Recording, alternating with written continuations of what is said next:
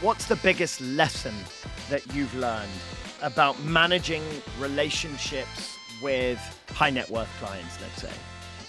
Forget their high net worth. Look at them as people at the end of the day. Again, it goes back to the relationship situation. Just because they got a ton of money, okay, that's great, but they're normal people, and I think everyone should be treated accordingly. By the way, there's very wealthy people out there that are not very nice people, and there's very wealthy people out there that are very nice people, and there's very people maybe with not a lot of money that are nice people, and a lot of people with not a lot of money that aren't nice people. I think you just have to judge a book by its cover in that respect, and you have to see people for who they are rather than what they have. I don't treat anyone that differently because of their bank balance. I treat them differently based on how they are as a human being and how they treat others, including us. And as an agent, how do you deal with rejection? Something that... I love rejection. It's my favorite thing in the world. Wow. If I'm rejected, it means I'm getting closer to actually getting a yes or getting closer to doing a deal. I love rejection. In fact, I like the chase. The harder it is, the more I'm going to give to it. So, and when a deal falls out of escrow, how do you deal with that? I get it right back in again. I just had a deal, last week, fall out of escrow. I'm like, okay, what's the issue?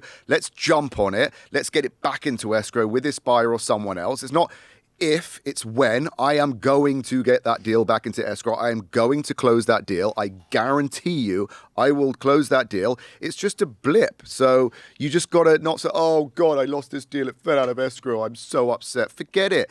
It fell out of escrow. Move on. Fix the problem if there is one. Find another buyer. Get it back in again and just get on with it. Keep looking forward. There's no point in looking backwards. It's very, very boring. Is the glass half full or is it half empty? I think you have a choice, right? Your mentality is the choice. You could either be miserable, down, depressed, low, fear of rejection, feel sorry for yourself. The glass is inevitably half empty at that point.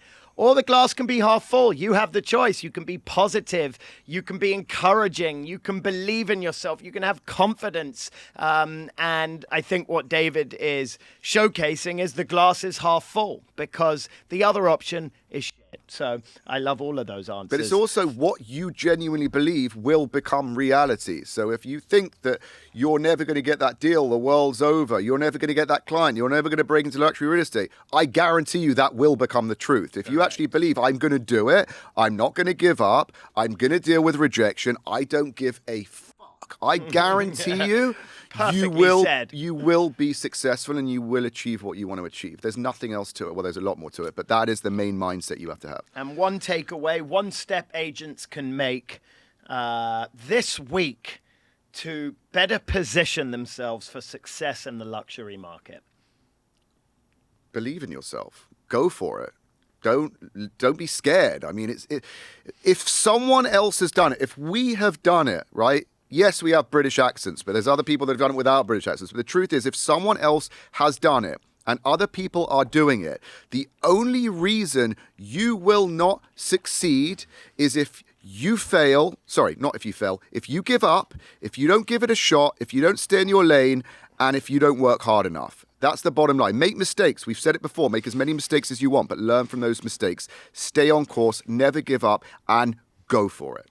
Well, that's it. David Pons. Sorry, that was my second coffee, by the way. Really after two coffees, you got it all. That wraps up yet another episode of Rise Above the Ranks. Thank you to everybody tuning in and listening or watching on YouTube, Apple Podcasts, Spotify, or wherever you get your podcasts. Be sure to like and subscribe and follow for more from Rise Above the Ranks and Estate Media. And please do leave us a comment on who you'd like to see on future episodes. Thank you so much.